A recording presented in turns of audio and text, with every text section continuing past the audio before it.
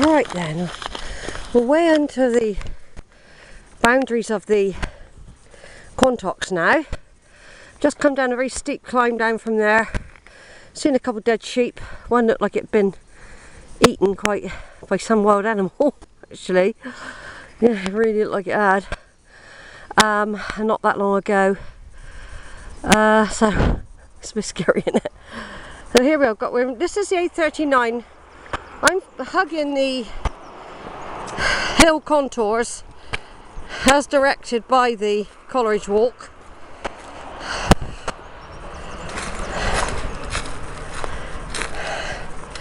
And I think I'm on target, and I should get to West Quantoxhead for the bus, I think, without having to panic. Like I said, I'm quite happy to stay out here till 8 o'clock at night, but when you've got to rely on transport and it's not your own,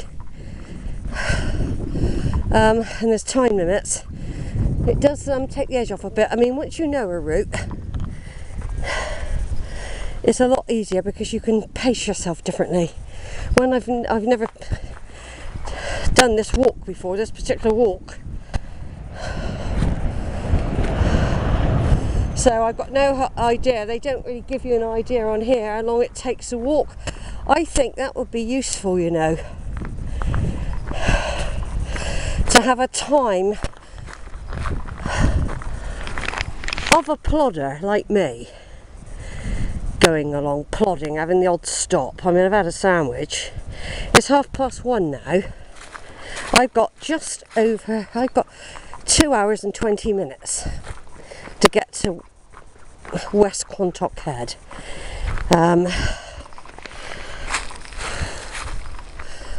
So I'm plodding. I'm trying to enjoy it as well, because that's the idea of it. But let's put it this way: I left Netherstowey. I arrived at Netherstowey at 9:15, and I was straight out that bus walking. Straight out the bus walking. I haven't really stopped. I haven't sat down, as advised because of ticks. I haven't sat down. I've been eating and drinking on the move. So it's now, let's see, 9:45, 10:45, 11:45, 12:45, 1:45.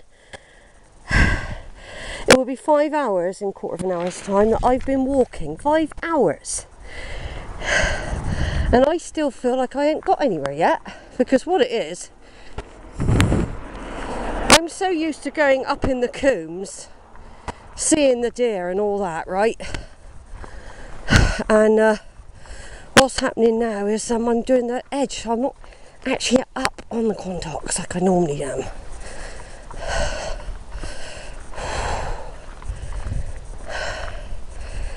So here's a lay-by. It's pity they don't do a cup of tea here, isn't it? Oh, that would have been nice to have a cup of tea. I've got plenty of fluids, but sometimes I bring my flask, but it's all extra weight, see? So anyway, we've got to go up this way, according to the. We're not going on any roads, that's for sure. There we are. There's the feather. There's another sign just up here. We're going into St Audrey's Wood in a minute. Yeah, it's all fitting together. So what's that say there? St Audrey's Bay coming up.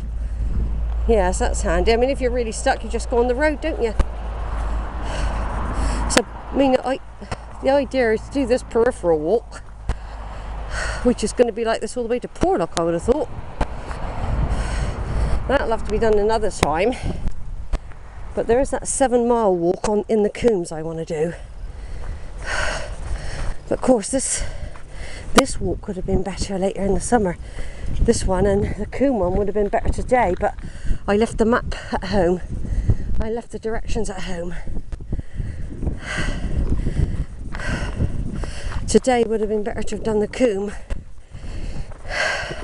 This is probably not too bad in the summer because you're not going to get the ticks. Of course, I'm quite wheezy. find breathing quite hard actually, but I don't just want to keep taking flipping inhalers, you know. You get dependent on them. I mean, that spell of smoking didn't help me. After Brandy died, I smoked for 2 months, and I would smoke 20 a day when I smoke. I mean, I'd given it up for 11 months before that, 2.5 years. I only smoked for a bit before that. But every time, it's like an experiment really. Every time I smoke, it is true. It takes me 6 months to get back to where I was when I wasn't smoking. The lungs, they really get punished and they get damaged. Now I'm presuming this is the way. See, they could have done with a little pole here really, couldn't they? Because some people might say, no, let's go up there.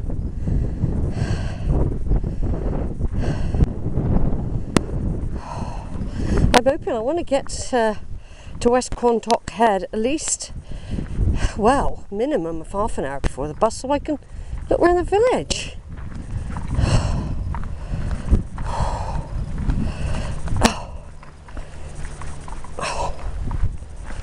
Oh.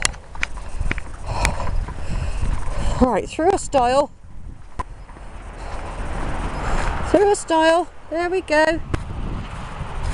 West Somerset Coast Path, Coleridge Walk with the Feather, and a permissive pathway.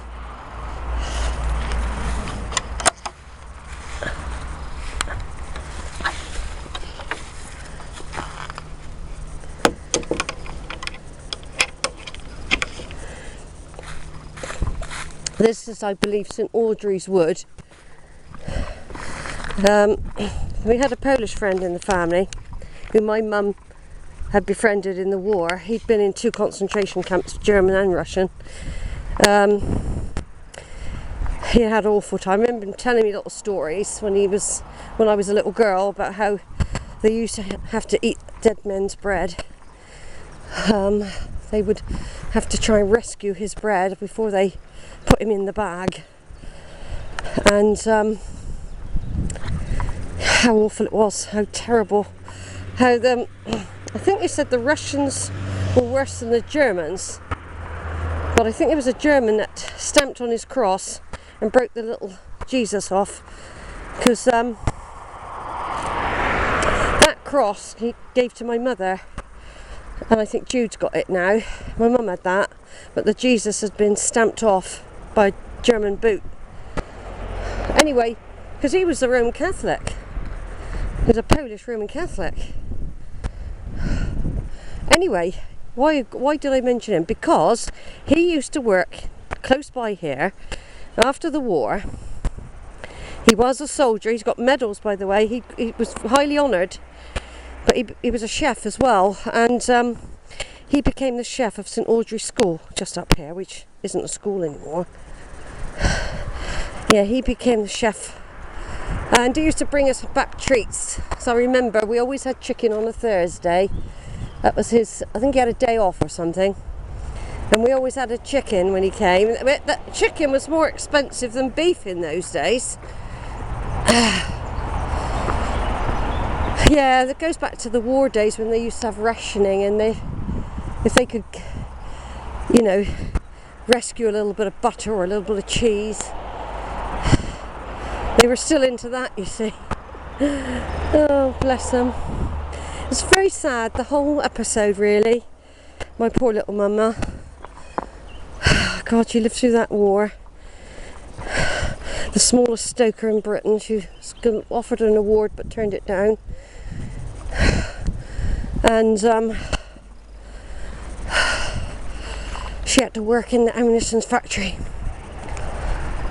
She met Edward. My dad was off fighting in the war. I think they were just friends. Yeah, St Audrey's Bay.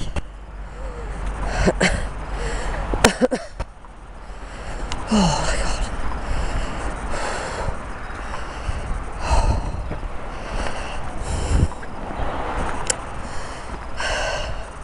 That was the school. It would have been through there, look. where that lodge is. That would have once been the school down there. Posh girls' school, I think it was. Private. Edward was a chef there. He was a good cook. In the end, he was very distressed when my mum died. We did offer him her wedding